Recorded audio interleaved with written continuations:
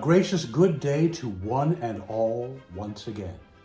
'Tis I, Norton the First, by grace of God, Emperor of the United States and Protector of Mexico, back with you all once again for episode number 195 of Emperor Norton's fantastic history vlog.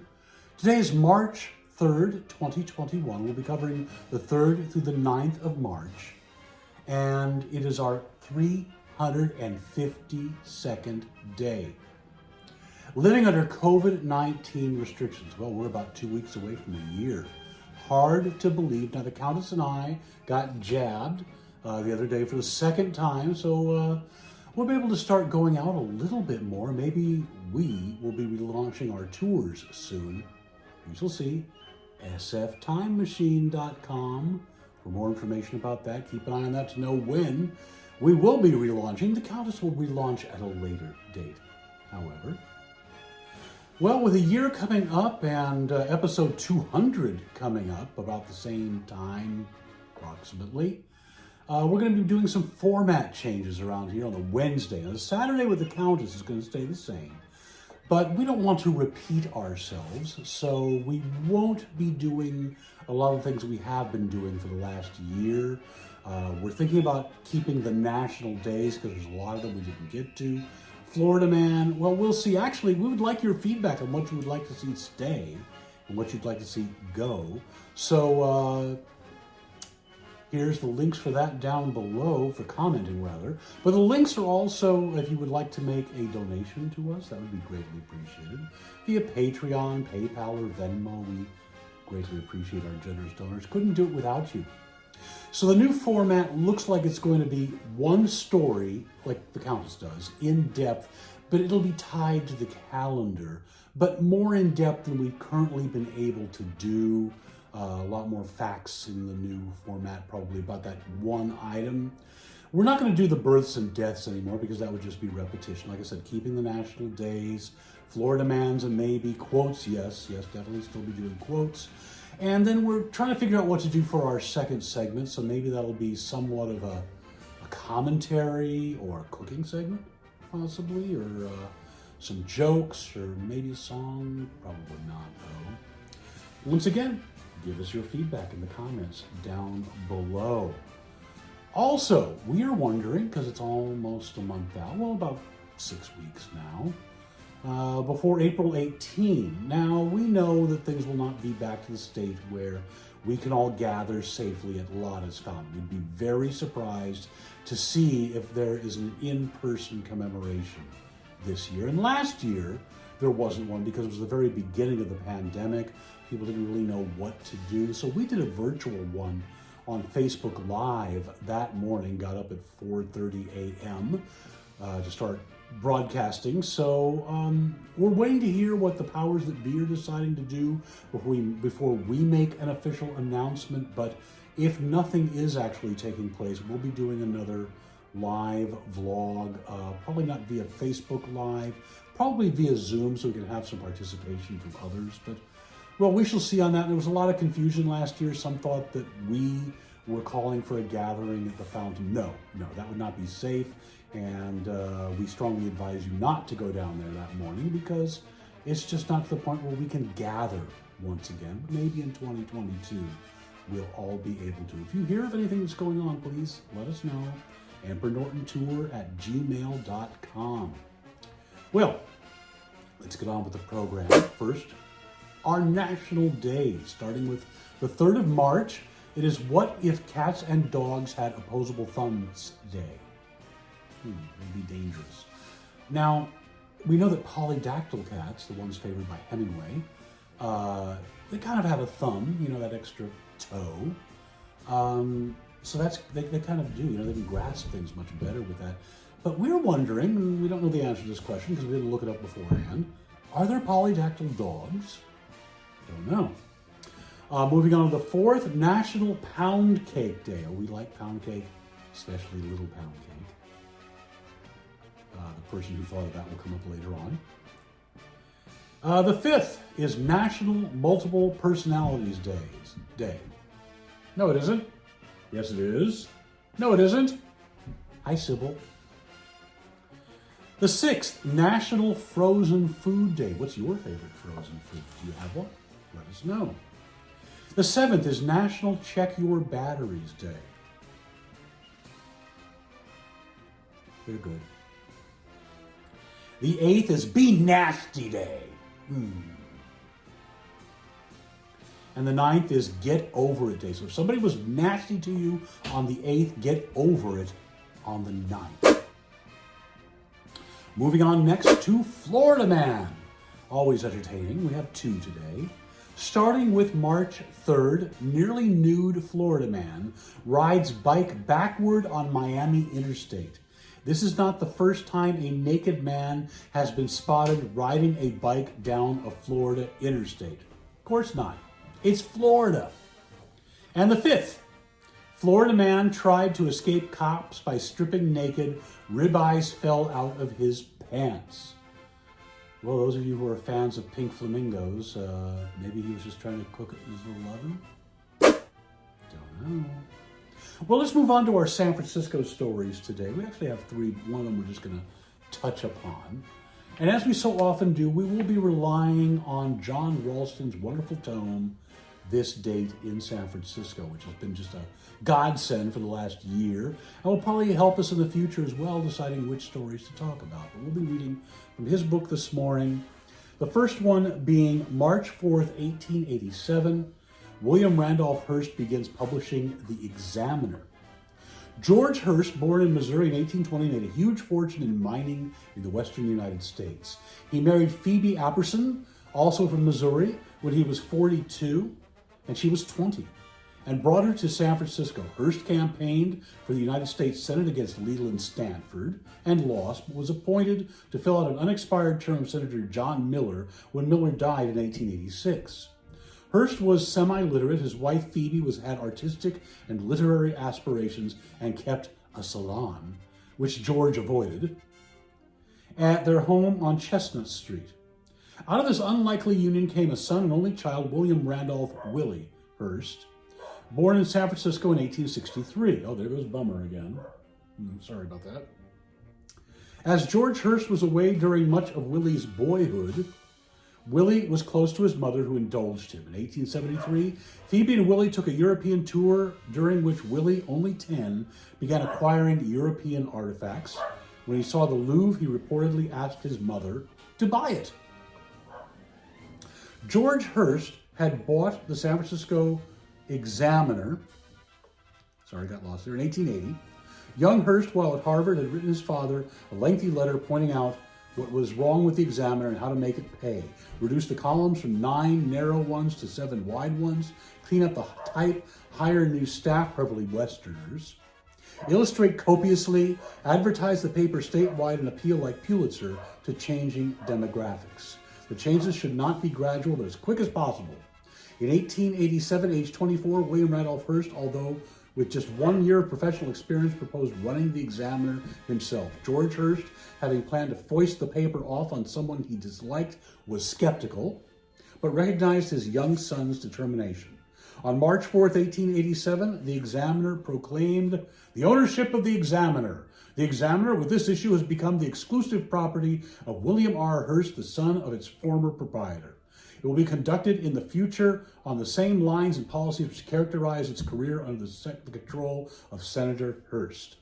Free to do what he wanted for the first time in his life, Hearst threw his energies into the Examiner. The words that would be conducted on the same lines and policies as before, notwithstanding, changes were apparent immediately. The Examiner began the Hearst media empire that continues today. They own the Chronicle now. Hearst would go on to New York City in 1895 to run the Journal in competition with Pulitzer's World, and he became one of the influential and controversial figures in American history. Rosebud. Moving on to, I'm going to get there. March 6, 1900, we're just going to touch upon this, the first reported case of the bubonic plague in San Francisco. So we're actually not going to read about this one. This was a plague that swept through Chinatown and the Barbary Coast area in 1900. They wanted to keep it very hush-hush. So the secret tunnels throughout that area were used to get the bodies out of Chinatown down to the waterfront where they'd be buried at sea.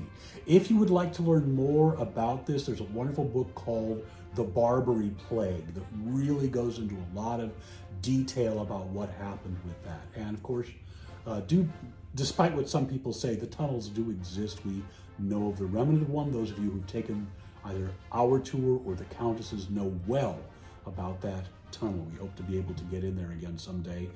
The business that was in there went out of business before the plague, the current plague, and we're not sure if we're going to have access again. So we're looking for another tunnel possibly, but anyway, take the tour again, you'll find out. Our last story today, Abraham Ruef goes to San Quentin.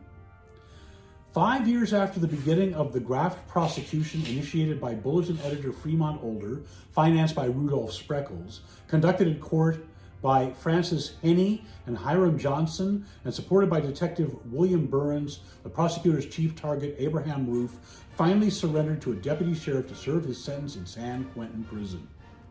And that trial, by the way, was held at the Sheriff Israel Synagogue, one of the few large buildings remaining after the 1906 earthquake and fire. Ruef had pleaded guilty to extortion in the French restaurant case, a shakedown in which restaurant owners threatened with loss of their liquor licenses, formed an association at Ruef's instigation, and paid Ruef a $10,000 attorney fee, with which Ruef split with Mayor Eugene E. Schmitz. Ruef's testimony led to Schmitz's conviction, but the California Supreme Court released Schmitz. Ruef tried every kind of legal trick to escape sentencing, but lost in the end. Ruef's trip to San Quentin was probably unique. At 1 p.m., he rode to the ferry building in a taxi cab, was put aboard a ferry, taken over the bay with the famous prisoner, and driven to the prison gates. He wore a suit and hat, but had his mustache and curly hair shaved at a barber's, and it was almost unrecognizable. At San Quentin, he was designated prisoner number 24911, given his striped suit by convict George Collins, a former associate who'd been a prominent criminal lawyer, and was assigned a cell with two other prisoners, one for grand larceny, the other for murder, having shot and killed a policeman. In deference, they gave Ruef the lowest bunk. Ruef was put to work in the jute mill attending to a spooling machine. His sentence at time deducted for good behavior and other rules would be 9 years. Ruef was 47. A little background on him, he was the corrupt boss that ran San Francisco in those days. Those of you who are familiar with Tammany Hall and Boss Tweed in Manhattan, this was our equivalent. He built the Sentinel building at the corner of Columbus and Kearny. It's a beautiful building now owned by Francis Ford Coppola. There's a picture of it. Well, let's move on now to our other history for today, worldwide. Let's begin with the 3rd of March. 1791, Congress establishes the U.S. Mint. 1845, Florida becomes the 27th state in the Union. 1875, Georges Bizet's last and greatest opera, Carmen, premieres in Paris. 1915, the U.S. National Advisory Committee for Aeronautics, NACA, is created, the predecessor to NASA, the National Aeronautics and Space Administration. 1923, Time magazine publishes its first issue featuring Joseph G. Cannon, Speaker of the U.S. House of Representatives. 1931, the Star-Spangled Banner officially becomes the U.S. national anthem by congressional resolution. And boy, did they butcher that. Well, she butchered it at CPAC. 1931, Cab Calloway records Minnie the Moocher, jazz's first million seller. You know, I had a dream about the King of Sweden. He gave me things I was needing. 1933, Mount Rushmore is dedicated. 1935, Elvis Presley makes his first TV appearance on a broadcast of radio show Louisiana Hayride. I want to thank you very much. 1959, the San Francisco Giants renamed their stadium Candlestick Park, originally named Charles Harney Park, we did not know this, after the landowner who owned the land there, yes. 1991, Los Angeles police officers severely beat motorist Rodney King. The beating is famously captured on amateur video and later leads to riots when the police officers are acquitted. Very dark days in Los Angeles history. 2005, Steve Fawcett becomes the first person to fly an airplane around the world solo without any stops for refueling. A journey of 25,000 miles completed in 67 hours and 2 minutes. Let's now move on to the 4th, 1789. First U.S. Congress meets and declares the Constitution in effect. There were 9 senators and 13 representatives. 1801, Thomas Jefferson is the first U.S. president to be inaugurated in Washington, D.C. 1837, Chicago becomes incorporated as a city. Happy birthday, Chicago. Has anyone ever seen anyone actually toddling? 1861, Abraham Lincoln is inaugurated as the 16th U.S. president. 1877, Tchaikovsky's ballet Swan Lake has its world premiere performed by the Bolshoi Ballet in Moscow. 1922, the first vampire film, Nosferatu, premieres at the Berlin Zoological Garden, Germany, an adaptation of Bram Stoker's Dracula. We saw a wonderful showing of that a few years ago at Grace Cathedral with live organ accompaniment. In fact, the organist was dressed up as Nosferatu, made a stunning entrance. 1924, Happy Birthday to You is published by Clayton Sonny. I think that cat had a copyright fight a few years ago, if we remember right. 1933, Franklin Delano Roosevelt, inaugurated as 32nd U.S. president, pledges to pull the U.S. out of the Depression, saying, "We have nothing to fear but fear itself and spiders."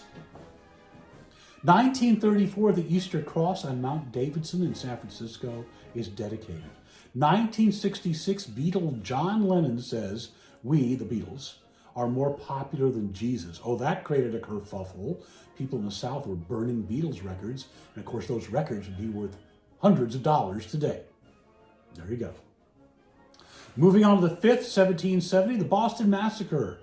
British soldiers killed 5 men in a crowd throwing snowballs, stones, and sticks at them. African-American Crispus Attucks is the first to die, later held up as an early black martyr. Massacre galvanizes anti-British feelings.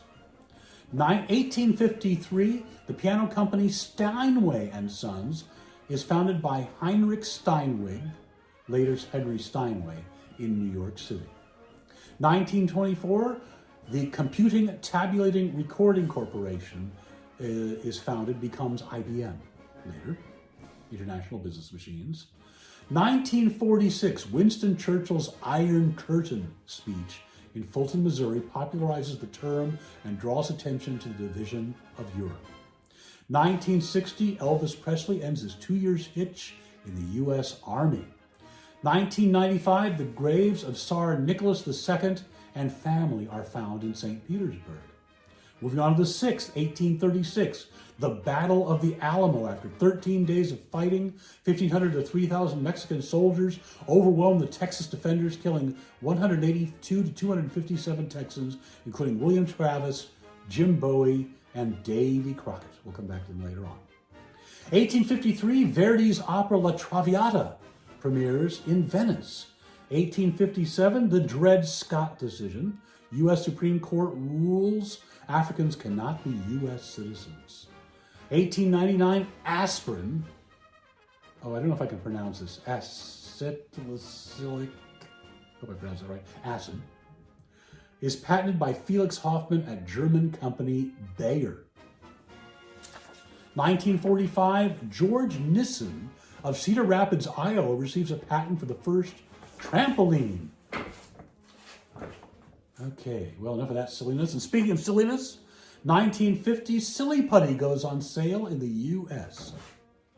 1964, boxing legend Cassius Clay joins the Nation of Islam, changes his name to Muhammad Ali, calling his former title a slave name. 1978, hustler publisher Larry Flint is shot and crippled by a sniper in Georgia. He passed away very recently. 1981, Walter Cronkite signs off as anchor of the CBS Evening News. And that's the way it is.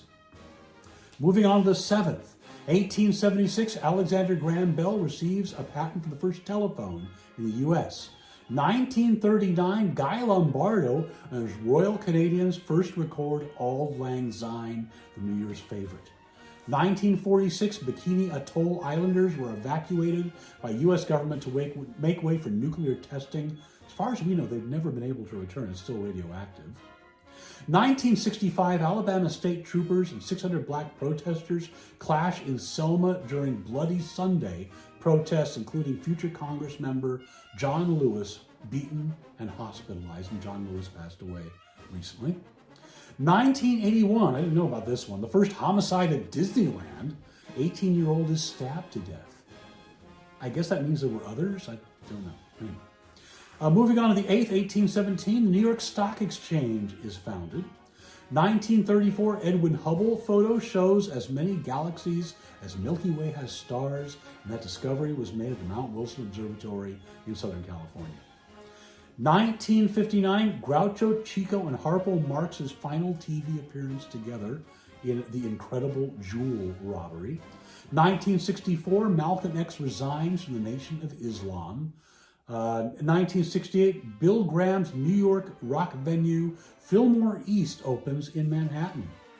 1972, the first flight of the Goodyear blimp. 1987, the A-Team, is last aired on NBC after 4 years. I pity the fool. 2014, Malaysia Airlines flight MH370 with 239 people loses contact and disappears, prompting the most extensive search effort in history of the most enduring aviation mysteries. Now, they found some of the debris, but they still really haven't established what happened. Moving on to the 9th, 1864, Ulysses S. Grant is appointed commander of the Union Army. 1916, Mexican General Francisco Pancho Villa invades the U.S. He's later chased out by the U.S. Army, including Sergeant Manuel Lefkowitz. 1959, Barbie makes her debut at the American Toy Fair in New York. Over 1 billion have been sold worldwide since. Speaking of icons, 1964, the first Ford Mustang is produced, the brainchild of Lee Iacocca. 1974, the last Japanese soldier, a guerrilla operating in the Philippines, surrenders 29 years after World War II ended. Let's now move on to our births for today, starting with the 3rd. 1831, George M. Pullman, inventor of the railway sleeping car, the Pullman car. 1847, Alexander Graham Bell, who we mentioned earlier. 1911, the actor Jean Harlow.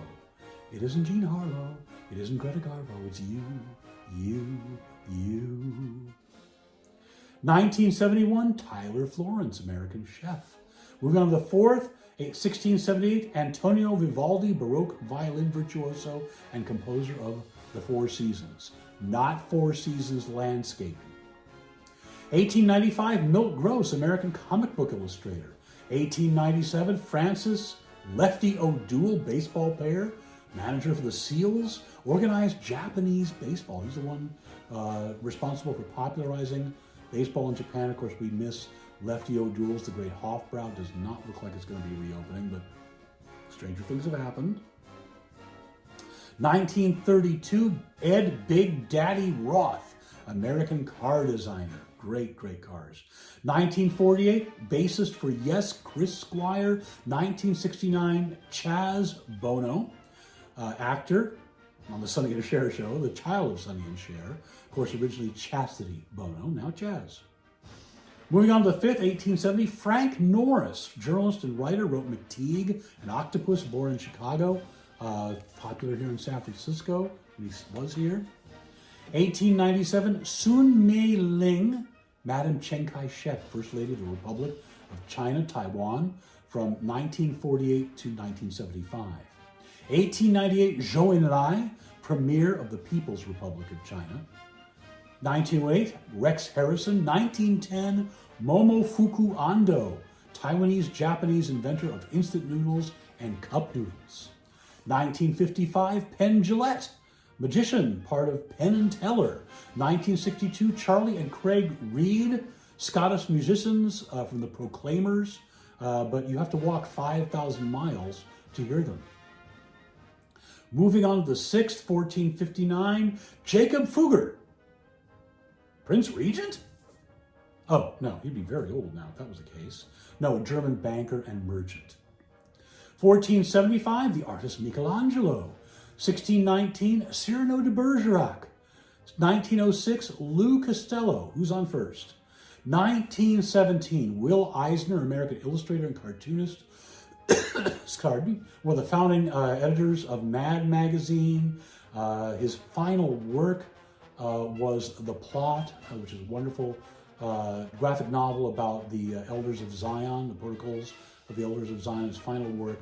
And there's this comic award named after him, the Eisners. Where were we? 1923, Ed McMahon. That's right, sir. Ha! 1937, Valentina Tereshkova. We'll get that right yet. First woman in space, Soviet cosmonaut. 1944, Mary Wilson from the Supremes, passed away recently. 1946, David Gilmour from Pink Floyd. 1947, Rob Reiner, American actor and director, All in the Family, was Meathead. Directed many movies, including Stand By Me and one of our favorites, Spinal Tap. 1959, Tom Arnold, actor, sportscaster, I guess, and former husband of Roseanne Barr. 1972, basketball star Shaquille O'Neal, Shaq. 1985, Alaska Thunder, bleep, American drag queen and TV performer from RuPaul's Drag Race, our favorite, but we've got a few other favorites too. But we really like Alaska, and of course he created the character Little Pound Cake. 1991, Tyler the Creator, a rapper. Now we're wondering, does he perform with Chance the Rapper and Cedric the Entertainer? Should I rename myself Norton the Emperor? That's an odd trend, we think. Moving on to the 7th, 1846, Whitcomb Judson, American inventor of the zipper. 1849, Luther Burbank, horticulturalist who developed more than 800 strains and varieties of plant, and his home and gardens are wonderful to visit in Santa Rosa. 1872, the Dutch abstract painter Mondrian. 1934, Willard Scott, weather forecaster from the Today Show, and the first Ronald McDonald. Most people don't know that. 1942, Tammy Faye Baker. I can't get my mascara to run, sorry. 1956, the wonderful actor Bryan Cranston. 1958, Rick Mayall. Might not know him unless you're a fan of The Young Ones, a British comedy, or the movie Drop Dead Fred. 1964, one of our favorite comedians, Wanda Sykes. 1998, Amanda Gorman, American poet and activist who delivered the poem The Hill We Climb at President Biden's inauguration. Wasn't that wonderful? Moving on to the 8th, 1841, Oliver Wendell Holmes, the 59th U.S. Supreme Court Justice. 1921, Alan Hale Jr., the skipper on Gilligan's Island. Also had Skipper Alan Hale's Lobster Barrel, a restaurant in Los Angeles. 1943, Lynn Redgrave, the actor. 1945, Mickey Dolenz of the Monkees, but also a child actor. Look up the movie Circus Boy. 1958, Gary Newman, Cars. Not from the band Cars. He had a hit with the song Cars. Moving on to the 9th, 1454, Americo Vespucci, the namesake of America. Thank goodness they didn't call it Vespucci Land. Hats off the Firesign Theater on that one. 1824, Leland Stanford, who we mentioned earlier, business tycoon, Southern Pacific Railroad, one of the big four who built the Transcontinental Railroad, 8th governor of California, and founder of Stanford University. 1890, Molotov, the Russian politician and the namesake of the Molotov cocktail. Don't drink it. 1902, actor Will Geer was on the Waltons and was the lover of LGBTQ activist Harry Hay, founder of the Mattachine Society. 1928, Keely Smith, American jazz and popular music singer, Mrs. Louis Prima, did a lot of duets with him before they divorced. 1934, Yuri Gagarin, the first Russian cosmonaut, first person in space. 1959, Kato Kaelin, O.J. Simpson's roommate. Let's move on now to our deaths for today. 1959, Lou Costello died 3 days before his birthday. 1966, William Frawley, of course, we remember him as Fred Mertz on I Love Lucy, or Bub on My Three Sons. He dropped dead on Hollywood Boulevard, right in front of the Hollywood Roosevelt Hotel. Never did find out which star he landed on. 1983, Hergé, the Belgian comic book creator of The Adventures of Tintin, a real favorite of ours. 1987, Danny Kaye, who loved Cannes Restaurant in Chinatown. 1993, Albert Sabin, the physician who invented the oral polio vaccine. You know why you don't see polio anymore? Vaccines. Get with the program, people. 2018, Roger Bannister, the English middle distance athlete who was the first to run a 4-minute mile. 2018, David Ogden Stiers, the actor who played Winchester on MASH, also did a lot of cartoon voices. Moving on to the fourth, this is kind of interesting. 1950, Adam Rainier, the only man in recorded history to have ever been both a dwarf and a giant. He was born in 1899. He was 3 foot 7.9 inches at 18, but due to a pituitary tumor, grew to 7 foot 8 inches at the age of 33.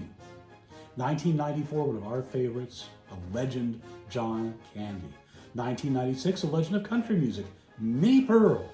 2001, Harold Stassen, who must have run for president, we don't know how many times, 25th governor of Minnesota as well. 2019, Luke Perry from 90210. Moving on with fifth, as we mentioned earlier, 1770, Crispus Attucks. 1953, Joseph Stalin, the leader of the Soviet Union.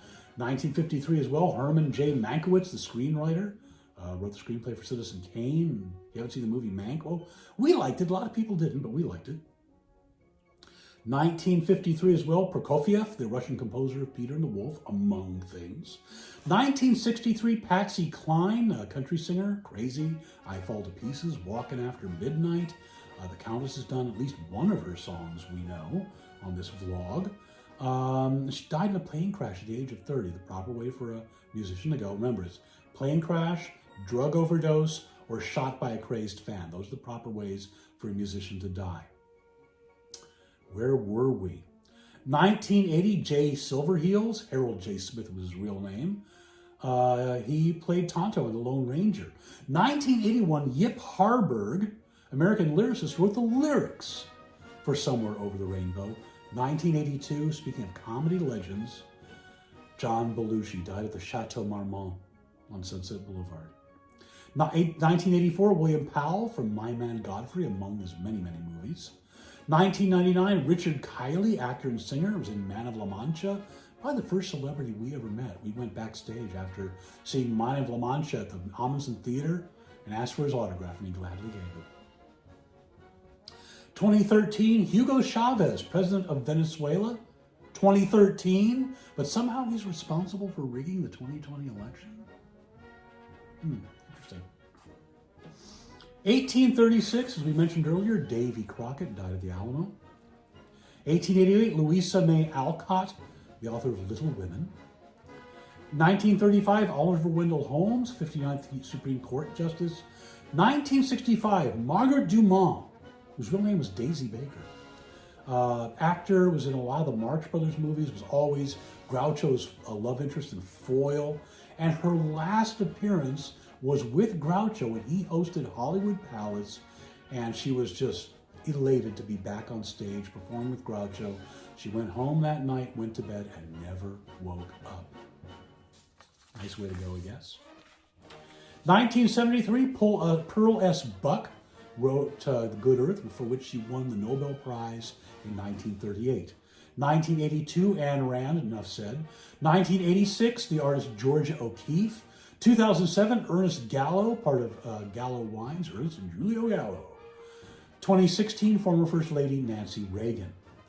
Moving on to the 7th, 322 BC, Aristotle, who was a beggar for the bottle. 1967, Alice B. Toklas, part of the American Parisian avant-garde, writer, lived here in San Francisco. I think she was born here, actually, not sure about that. There was a street named after her. And I love the way they put this on the website. companion to Gertrude Stein. No wife, lover, whatever. Companion? Homophobia runs deep. 1991, filmmaker extraordinaire Stanley Kubrick. Moving on to the 8th, 1874, Millard Fillmore, the 13th President of the United States. Considered by many to be the worst president until recently. 1979, Ferdinand von Zeppelin, German general and inventor of rigid dirigibles, founded the Zeppelin airship company. 1930, William Howard Taft, 27th U.S. President, also Chief Justice of the Supreme Court, the only person to ever serve in both capacities yet. And he was one of the fat presidents. We had a bunch of them right around then. 1971, great silent film star Harold Lloyd. Check out Safety Last, great movie. 1973, Ron Pigpen McKernan, member of the Grateful Dead, dies at the age of 27, member of the 27 Club. 1999, Joe DiMaggio, a local, the Yankee Clipper, also the former husband of Marilyn Monroe, buried at the Italian Cemetery down in Coleman. 1999, Peggy Cass, American actor, comedian, and mostly known as a game show panelist, but was wonderful playing Gooch in Auntie Mame. 2016, George Martin, British record producer of the Beatles, and arguably, if there's anyone who's the fifth Beatle, it was George Martin. 2020, Max von Sydow, Swedish actor, The Seventh Seal, The Exorcist, Game of Thrones. Moving on to the 9th, 1989, Robert Mapplethorpe, the photographer. 1992, Menachem Begin, the 6th Prime Minister of Israel. Have you noticed all the freeways are named after him in the U.S.? You notice when you go onto a freeway, there's a sign that says Begin Freeway. Yeah.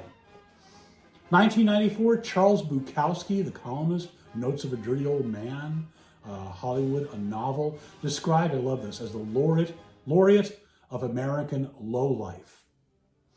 1997, the Notorious B.I.G., the rapper. 2012, Peter Bergman, co-founder of the Firesign Theater. If there is anything other than the Marx Brothers, we would say that has had an effect on our sense of humor, it would be the Firesign Theater. Hats off to Peter Bergman, Phil Austin, David Osman, and Phil Proctor. You guys were the best. And Proctor and Osman are still around. We're Facebook friends with them. Maybe we'll tag them in today's episode. We shall see. Well, our quotes from today are both from Aristotle. The first being, be a free thinker and don't accept everything you hear as truth. Be critical and evaluate what you believe in. Very good. And lastly, the most important relationship we can have is the one you have with yourself. The most important journey you can take is one of self-discovery. To know yourself, you must spend time with yourself. You must not be afraid to be alone. Knowing yourself is the beginning of all wisdom. Well, that wraps it up for today's edition. A little bit shorter than last week. We went really long last week. We're only about, I'm going to go about 40 minutes today, we think. Now, don't forget to like, subscribe, and comment down below. We really appreciate your comments, especially ideas for the reformatted show coming up. And also, if you'd like to make a donation, here's where you do that. We greatly appreciate our generous donors. Could not do this without you. So thank you very much. If you'd like to learn more about the tours we'll be relaunching soon, sftimemachine.com. Don't forget to write to us, emperornortontour@gmail.com. We will have another trivia quest coming up soon, so sign up for that when it becomes available. So until we see you again, stay safe and stay healthy. Don't go to Texas. But if you do go to Texas or anywhere outside, wear your mask. Very important. The best thing we can do to stop the spread of COVID. It ain't over, folks. It ain't over. And although the vaccine's out there, we need to still take the precautions to prevent more death and misery. We're pretty disgusted with Texas this morning. Don't take unproven cures that might kill you. We think that's over. We certainly hope so. Another study came out the other day about how hydrochloroquine does not work. Doesn't do any good at all. And most of all, be kind to one another.